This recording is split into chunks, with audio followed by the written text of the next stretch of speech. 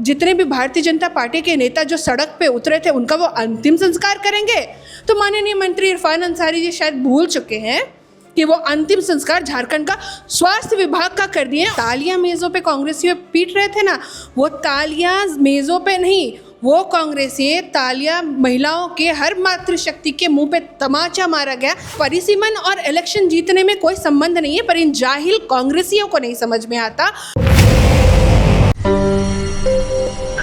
महिला आरक्षण बिल जो देश का सबसे बड़ा मुद्दा है और लगातार इस पर जो है झारखंड हो, अन्य राज्य हो, अलग अलग जगहों पर आक्रोश प्रदर्शन किया जा रहा है। भाजपा महिला मोर्चा द्वारा बीते दिन रांची में भी मोरहाबादी में लाखों महिला जो है एकत्रित हुई थी इस बिल को पास कराने को लेकर, और लगातार जो है भाजपा के जो लोग हैं वो विपक्ष यानी कांग्रेस को जो है घेरते हुए नजर आ रही है। और इस ऐसे में हमारे साथ बातचीत करने के लिए भाजपा के प्रदेश प्रवक्ता हमारे साथ हैं।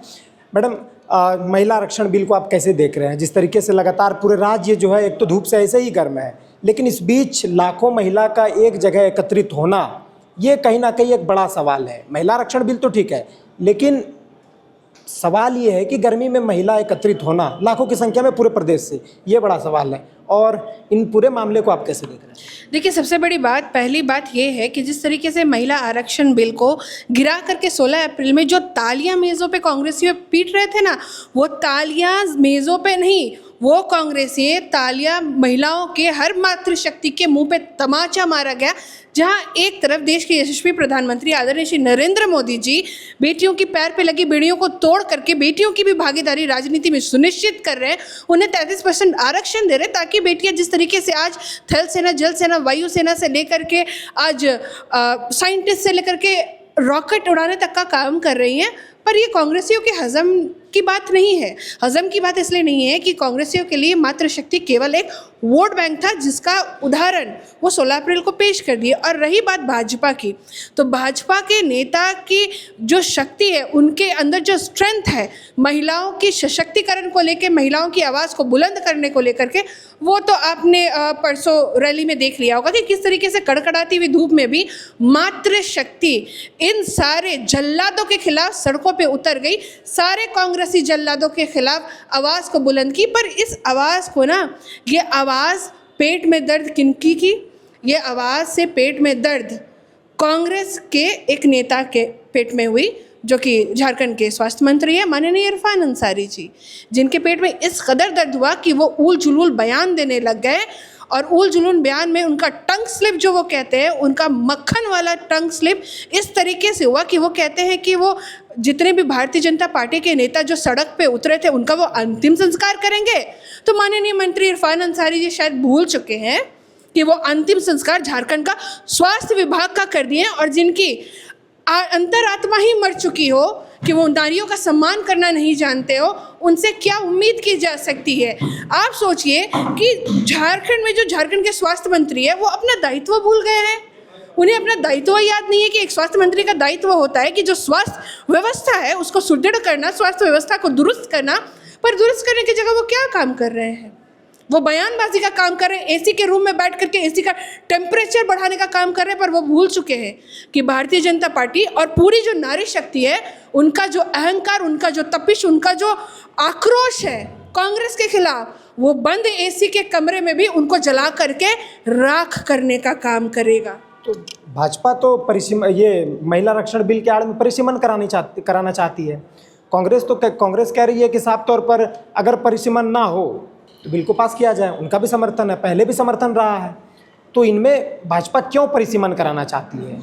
देखिए, परिसीमन भाजपा सिर्फ भाजपा की सरकार में ही नहीं हुआ है। अगर आप लेकिन कांग्रेस वाले तो कह रहे हैं ना कि परिसीमन, महिला आरक्षण के बिल में परिसीमन कराना चाह रहे हैं। अगर परिसीमन हो जाएगा तो फिर पुनः 2029 में सत्ता पर वो फिर से दोबारा काबिज हो जाएंगे और तमाम जो सीटें हैं वहाँ पर उनका प्रभाव देखने को मिलेगा। आपको याद होगा कि इससे पहले जो परिसीमन हुआ था, वो परिसीमन मनमोहन सिंह जी की सरकार में हुआ था।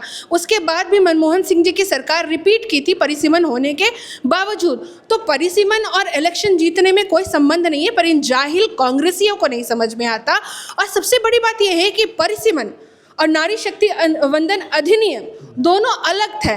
इंटैक्ट और इम्प्लीमेंटेशन में डिफरेंसेस इन कांग्रेसियों को समझ में नहीं आता, क्योंकि ये महिला विरोधी बन चुके। आप सोचिए कि परिसीमन होगा तो क्षेत्र बढ़ेगा, ठीक है, और परिसीमन होगा, क्षेत्र बढ़ेगा और महिलाओं की जो सशक्तिकरण हर एक क्षेत्र में दिखेंगी, तो फिर ये कांग्रेसी है, इन कांग्रेसियों को ये बात हजम क्यों नहीं हो रही और ये एक बिल में और परिसीमन में ये अंतर क्यों नहीं समझ रहे हैं कि आप सोचिए कि जो अभी का जो क्षेत्रफल है जनगणना के बाद, वो तो जो हमारी जो संख्या है, जनसंख्या है, वो तो अधिक ही मिलेगी, क्योंकि पहले की जनसंख्या और अभी की जनसंख्या में काफ़ी अंतर है, काफ़ी जनसंख्या बढ़ी है।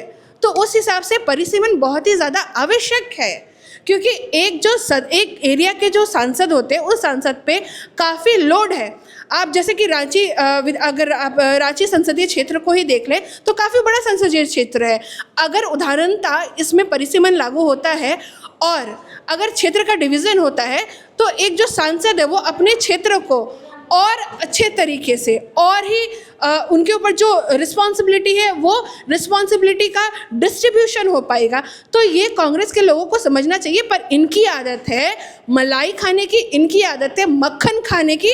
तो ये मलाई और मक्खन खाने की जब लत लग जाए ना तो ये लत छूटती नहीं है। और यही जनता की कमाई की मक्खन खा करके 60 साल से कांग्रेसियों ने जिस तरीके से मक्खन और मलाई खाया है, तो इनका जो जीभ है, जीभ में एक मोटा चमड़ी मक्खन का बैठ गया है, जिसकी वजह से ये भी फिसलते हैं, इनका ज़बान भी फिसलता है।